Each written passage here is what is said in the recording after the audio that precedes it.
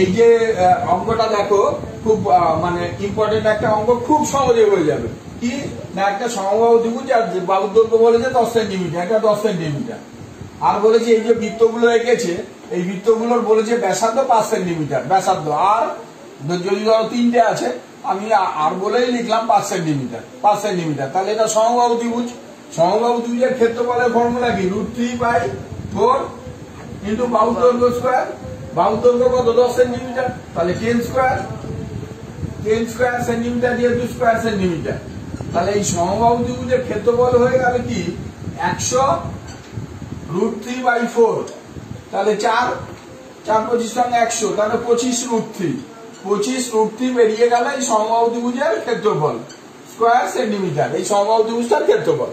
তাহলে এবার দেখে এই তিনটে অংশ মানে আমার বের করতে হবে এটার ক্ষেত্রফল। খুব ইন্টারেস্টিং প্রবলেম এবং খুব সহজ অঙ্ক।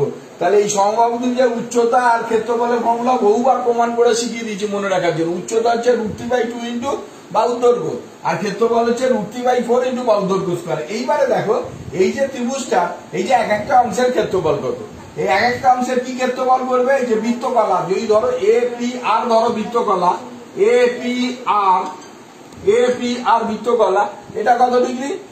এটা 60 ডিগ্রি। এটা হলো 60 ডিগ্রি, তাই না? এটা 60 ডিগ্রি। তাহলে এইটা বুঝতেই পারছো যে এই যে বৃত্তকলাটার পরিমাণটা কত ডিগ্রি, কতটা কি পরিমাণ। তাহলে এই বৃত্তকলাটার ক্ষেত্রফল কত হবে? তার মানে একটা বৃত্তের সেইটা 60 ডিগ্রি। তাহলে দেখা যায় যে 60 ডিগ্রি বাই 360 ডিগ্রি মানে 1/6 অংশ। 1/6 অংশ এক একটা অংশ, এই এক একটা অংশ মানে 1/6 অংশ। তাহলে 1/6, তাহলে এর ক্ষেত্রফল হবে কত? πr স্কয়ার, πr স্কয়ার মানে 5 স্কয়ার সেন্টিমিটার। তা এরকম এই যে তিনটে অংশ সমান তো, এই যে তিনটে অংশ সমান তো, তিনটে অংশ সমান তো, তাহলে একটা অংশ যদি বেরিয়ে যায় যে 1/6 ইন্টু 22/7/25 স্কোয়ার সেন্টিমিটার। এই কথা বলতে বারণ পড়েছি, তাও কথা বলে যাচ্ছিস। 1/6 ইন্টু 22/7 ইন্টু 25 স্কোয়ার সেন্টিমিটার। তাহলে এটা এরকম কটা অংশ আছে? তিনটে। তাহলে ইন্টু 3, তাহলে 3 দুগুণে 6, 2 11। তাহলে কত হচ্ছে? 275/7 স্কোয়ার সেন্টিমিটার। 275 square centimetre. আর এটা বেরোলো কত? 25√3। এখানে দেখো √3 মান দিয়ে দিয়েছে 1 পয়েন্ট কত দিয়েছে? √3 মান বইটা রাখতো, √3 মান কত দিয়েছে?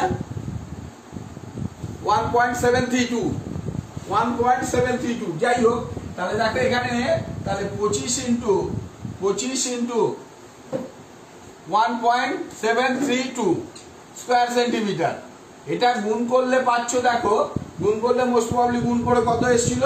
33.3। আর এই যে 275 কে যদি 7 দিয়ে ভাগ করো, সেটা আসছিল হচ্ছে কত?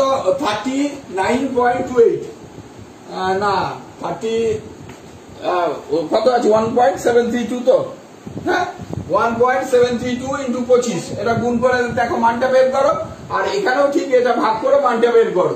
মান বের করার পরে আমি যদি এই ত্রিভুজের ক্ষেত্রফল থেকে মানে 25 ইন্টু 1.732 মাইনাস এটা করি, তাহলে আমার এই অংশটার ক্ষেত্রফল বেরিয়ে গেল। এত সোজা একটা প্রবলেম, খুব সহজেই তোমরা করে নিতে পারো। ঠিক আছে, বোঝা গেল না? বুঝতে পারা গেল যে এইটা 25 ইন্টু 1.732, হ্যাঁ, মাইনাস 275/7। ঠিক আছে, তাও আমি মানটা আমি তোমাদের বলে দিচ্ছি। এটা হবে তোমার 43.3। এটা হবে 43.3। আর 275/7 কে ভাগ করলে হচ্ছে 275/7 কে ভাগ করলে হচ্ছে 39.28। তাহলে এই 43.3 মাইনাস 39.28 এটা বিয়োগ করলে আমার কি বেরিয়ে যাচ্ছে? এই অংশের ক্ষেত্রফলটা বেরিয়ে যাচ্ছে। এটা হচ্ছে তোমার কত হয়েছে? 4.02 স্কোয়ার সেন্টিমিটার। দেখো ভালো করে বুঝতে পারলে কি না, দেখো খুব সহজ অঙ্ক, বুঝলে পরে হয়ে যাবে। সবাইকে ধন্যবাদ। ভালো করে দেখো, বারবার দেখো, তাহলে তোমরা বুঝে যাবে। দেখ এই একটা অঙ্ক, ভালো অঙ্ক শিখে যা, বন্ধ করে দে। ভালো